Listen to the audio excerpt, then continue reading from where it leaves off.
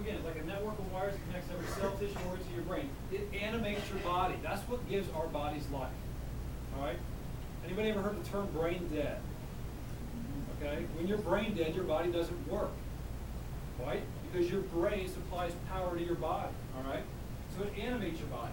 Your spine protects that. Now, I don't know about you folks, but I'm a pretty spiritual guy, I guess.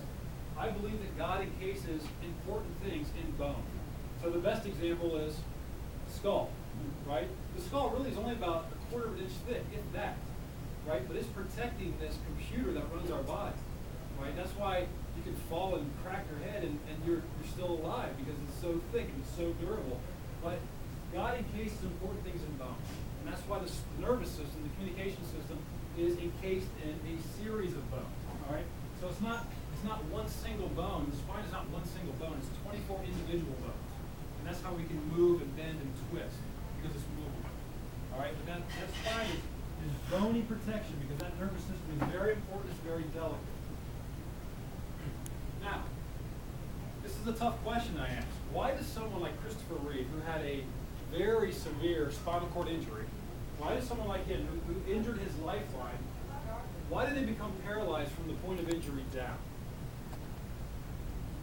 You're not allowed to answer questions. You already know all the answers.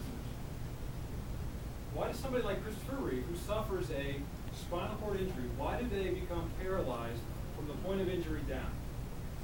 Stops the transmission from brain to the rest of the brain. Right. Yeah. So in Christopher Reeve's case, he was riding a horse and he fell off a horse. And he broke the second bone in his neck. Okay, so it's this bone right here. So when he fell off that horse and that bone broke, part of that bone went backwards into his spinal cord. Okay, so when that happened, they used the term that it severed the spinal cord. It really didn't sever the spinal cord because it didn't cut the spinal cord in half. You put so much pressure on the spinal cord that it permanently damaged the spinal cord.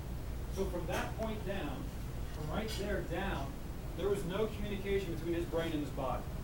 Now, does anybody know what this is right here? Tube, right? Right? It's a tube for his ventilator. Okay? So what this tube did, it inserted into a hole in his neck that had a tube that went down to his lungs. Alright, so what does a ventilator do? The ventilator actually pushed air into his lungs through that tube because he couldn't breathe.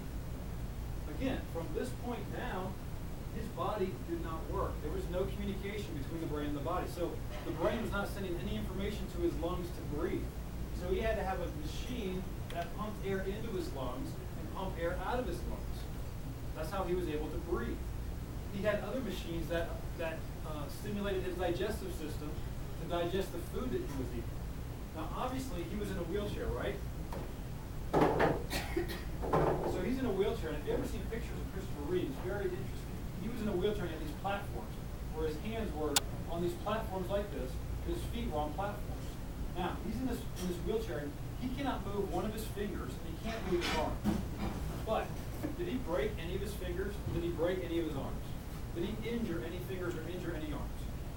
No. What did he injure? What did he hurt? Spinal cord, right? His lifeline, right?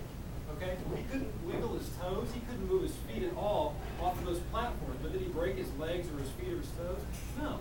Right? He injured his spinal cord.